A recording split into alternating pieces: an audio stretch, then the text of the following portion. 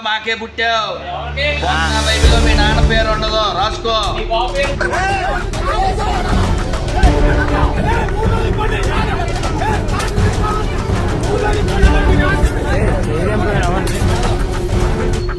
తోటి భారతీయులారా, విజ్ఞత గల నా దేశ ప్రజలారా, మత స్వాతంత్ర్య హక్కును కాల రాస్తున్నటువంటి మతోన్మాదులను అరికట్టకపోతే భారతదేశం ఇలా ఉండదు. విభిన్నంగా చీలిపోయే అవకాశాలు ఉంటాయి. కులాల వారీగా, మతాల వారీగా చీల్చకండి.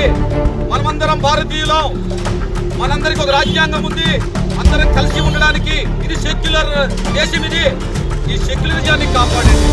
ఈ వీడియో ట్రెండ్ అవటం కోసం కాదు, వ్యూస్ కోసం అసలే కాదు. ఈ మాటలు ఒక వర్గానికి కాదు, ఒక సంఘానికి కాదు, ఇది సమస్త క్రైస్తవ సమాజానికి.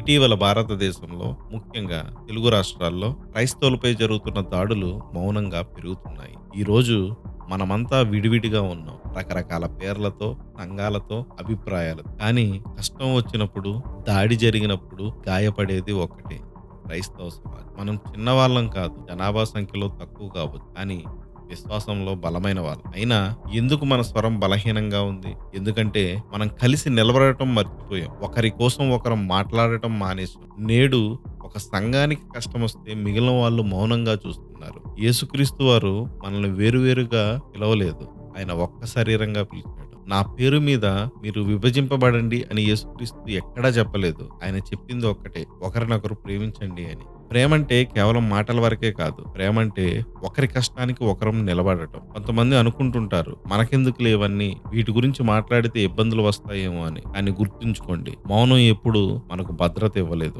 విశ్వాసం అంటే దాక్కోవటం కాదు. విశ్వాసం అంటే శాంతిగా, ధైర్యంగా నిలబడటం. మనం కలిసి ఉంటే మనల్ని ప్రభుత్వాలు, ప్రజలు నిర్లక్ష్యం చేయలేరు. మనం విడిపోయి ఉంటే మనల్ని సులభంగా విస్మరిస్తారు. మనం ఇప్పుడు ఏం చేయాలనేదేగా ప్రశ్న. మనం చేయాల్సింది సంఘాల పేర్లను పక్కన పెట్టాలి. బాధపడుతున్న క్రైస్తవుణ్ణి మన కుటుంబ సభ్యుడిలా చూడాలి. ఒకరి కోసం ఒకరు స్వరం కలపాలి. ప్రార్థనలోనే కాదు, సామాజికంగా కూడా ఏకమవ్వాలి. ఇది తిరుగుబాటు కాదు, ఇది ఐక్యత. ఒకటి గుర్తుపెట్టుకోండి, ఇప్పుడు మనం యేసుక్రీస్తుని నమ్ముతున్నామంటేనే మనం ఒంటరిగా లేము అని అర్థం. యుద్ధము యెహోవాదే. ఇది విడిపోయే సమయం కాదు, అందరం ఏకమయ్యే సమయం. ఇప్పటి వరకు నా మాటలు విన్న సోదర సోదరీమణులకు నా మాటలు ఒక మేల్కొల్పు కావాలని ఆశిస్తూ మీ ఇనోష్ జైరస్.